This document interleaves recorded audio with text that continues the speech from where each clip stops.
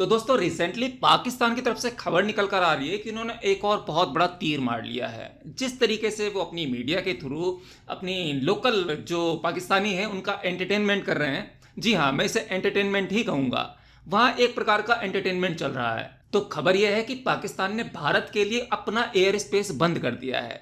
यानी पाकिस्तान का जो एयर स्पेस है, यानी पाकिस्तान की जो ज़मीन है उसके ऊपर का जो एयर स्पेस है, वहाँ से अब कोई भी इंडियन फ्लाइट नहीं जाएगी। तो पाकिस्तान ने इंडिया के लिए इसे बैन कर दिया है, क्योंकि पाकिस्तान ये सोच रहा है कि जिस तरह से इंडिया हमें जवाब दे रहा है, जो जो चीज़ें इंडिया कर रहा है कुछ उसी जैसा मिलता जुलता किया जाए तो इस पे भारत का बहुत नुकसान हो जाएगा। लेकिन ये बेवकूफ़ ये भूल गए हैं, ये भारत है वो पाकिस्तान है, दोनों में बहुत बड़ा डिफरेंस है। हमारी इकोनॉमी के आगे उसकी इकोनॉमी कहीं नहीं टिकती, और पाकिस्तान की कंडीशन तो जग जाहिर है, पूरी दुनिया जानती है कि उसकी कंडीशन इस समय कितनी खराब हो चुकी है। हालांकि ऐसा नहीं है कंडीशन उसकी अभी खराब हुई है, उसकी कंडीशन काफी सालों से बहुत ज्यादा खराब चल रही है। वो इस समय ऐसी हालत में नहीं है कि किसी से पंगा ले सके, और ऐसे में पाकिस्तान ने पहलगाम पर ये वाला टेररिस्ट अटैक कराकर बहुत बड़ी गलती कर दी है।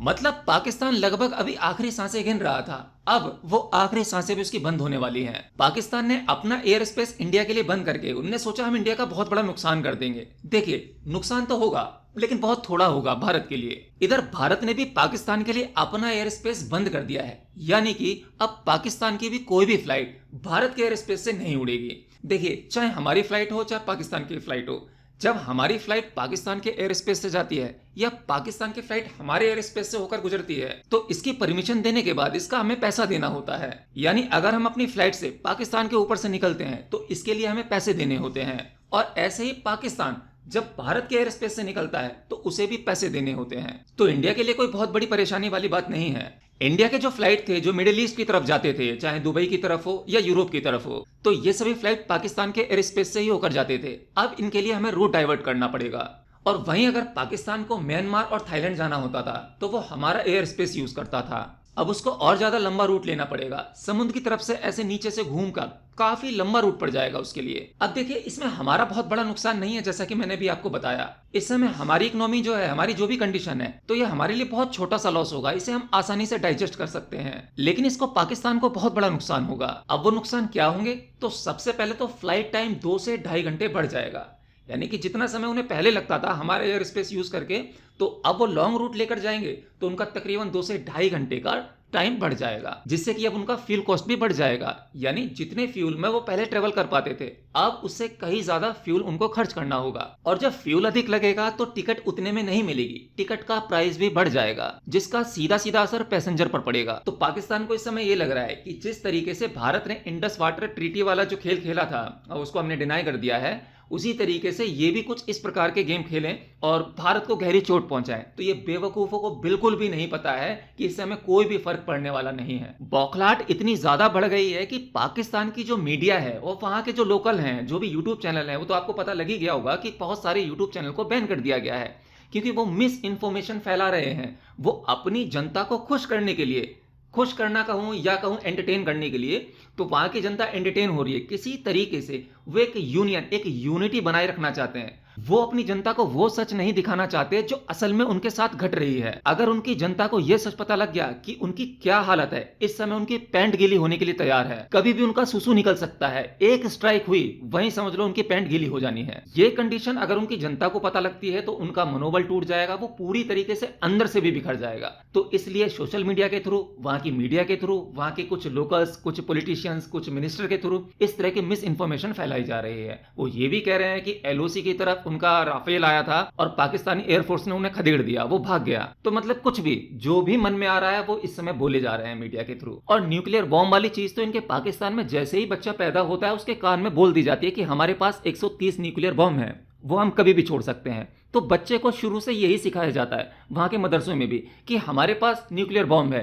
जरा सा कोई खटपट हुआ, किससे? इंडिया से, भारत से, तो हम न्यूक्लियर बम ऐसे छोड़ देंगे जैसे कि हम बिजली बम छोड़ते हैं। तो इसलिए वहां के पॉलिटिशियंस, मिलिट्री या फिर लोकल लोग जो हैं वो न्यूक्लियर बम की धमकी सभी देते हैं। ऐसा कोई नहीं है जो न्यूक्लियर की धमकी ना देता हो, लेकिन उन्हें यह पता नहीं है कि ये इतना आसान नहीं है। वो न्यूक्लियर बम छोड़ ही नहीं सकते, और अगर जो छोड़ दिया तो पहली बात तो हमारे पास में डिफेंस सिस्टम है उसके लिए, उसे रोकने के लिए। और अगर ऐसा कर भी दिया, उन्होंने हमारा थोड़ा बहुत नुकसान कर भी दिया, मान लिया, तो पाकिस्तान का क्या होगा? अभी तो पाकिस्तान के टुकड़े होने की बात चल रही है कि उसके 4-5 टुकड़े हो जाएंगे, लेकिन ये गलती करते ही पाकिस्तान के टुकड़े नहीं होंगे, वो साफ हो जाएगा पूरा। और ये सच उनकी जनता को नहीं पता, पता नहीं किस भ्रम में, किस सपने में जी रहे हैं कि इंडिया इतना ज़्यादा कमज़ोर है। असल में क्या है ना कि मिस इन्फॉर्मेशन की जो मैंने बात कही, जो मीडिया के थ्रू मैंने बात कही कि जिस तरीके से वो अपने लोगों को बताते हैं, बहलाते हैं, फुसलाते हैं, तो उनके दिमाग में कुछ इसी तरीके से डाल दिया था कि इंडिया कुछ भी नहीं है, इंडिया बिल्कुल डरपोक है, बेकार है। और पता नहीं क्यों ऐसा वो मान भी लेते हैं, जबकि कई बार पिटाई पड़ी है और तगड़ी वाली पिटाई पड़ी है। लेकिन हाँ, ये हो सकता है कि उनकी पिटाई पड़ती है, वो बताते नहीं है जाके। जैसे आमतौर पर होता है, किसी की पिटाई पड़ी है, बाहर कोई पिट के आया है तो उसे पूछते हैं ना कि क्या हुआ, चोट कैसे लगी, तो कहते कुछ नहीं, गिर गया था मैं।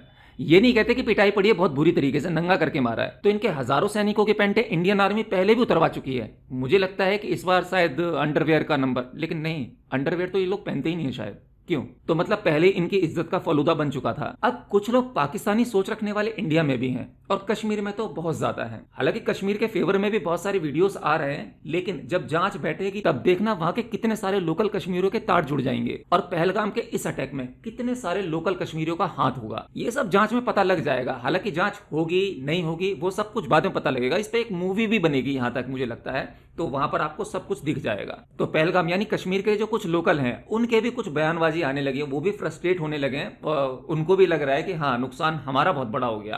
पहले हम पत्थर चलाते थे, पत्थर के पैसे मिलते थे, टूरिज्म चलने लगा था, तब यहाँ से पैसे मिलते थे, तो उनका टूरिज्म जो है वो प्रभावित हो गया है, ये तो फैक्ट है। और आगे और भी ज़्यादा प्रॉब्लम होने वाली है, जिसकी वजह से वो भी बौखला गए हैं। मतलब उनमें भी बहुत सारे लोग ऐसे हैं जो पाकिस्तानी सोच रखते हैं। तो वहाँ लोकल कश्मीरी के ड्राइवर का एक वीडियो वायरल हो रहा है, तो वो ये कह रहा है कि अगर हमारा टूरिज्म खत्म होता है तो हम बंदूक उठा लेंगे, मतलब फिर से बंदूक उठा लेंगे। अरे भाई साहब, वीडियो बनाना है। अब कश्मीर में अभी अटैक हुआ है, आप कुछ बोलना चाहोगे इसके बारे में? नहीं बोलना है? क्यों बोलना नहीं चाहता है आप लोग? आप हिंदुस्तान से नहीं है सर? हम इंडिया के, हम इंडिया में कश्मीर में रहते हैं। कश्मीर में रहते हैं? कश्मीर इंडिया जब का नहीं है। कश्मीर कश्मीर इंडिया का नहीं है।